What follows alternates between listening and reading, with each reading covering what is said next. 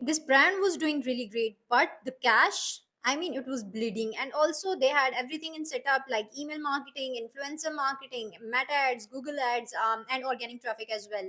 They were getting around 50,000 customers or 50,000 traffic on the website, but the cash, it wasn't converting. So they were like a hair care brand, and everything, they were making around $35,000 a month, and everything was looking pretty good on the service. But when I looked, I found out that average order value was pretty bad, like pretty low.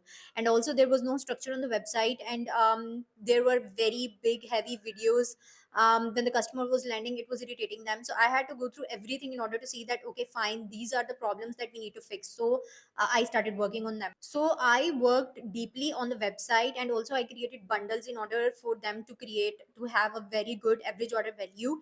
And then the Cleview flows, obviously I had to go through their meta ads in order to see that if there is an exhaustion of the ads, everything I checked, and I implemented the structure in order to change everything so that those customers who are landing could buy more stuff in terms of bundles, so that they can have a good average order value.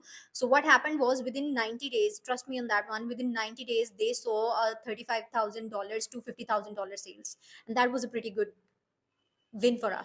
Okay, that's what the strategic optimization does. So basically what happens is, when you start optimizing the existing ecosystem, you understand that you do not have to introduce a lot of new things, right? And you have, all you have to do is, you have to understand that how the customer is behaving to a certain page, to certain ad, or to a certain email, right? So that's what we did. If you guys want me to go through your website, Cleview or heat maps, anything, I do one-on-one consultations, and the link will be in the comment section, and I would love to work with you guys.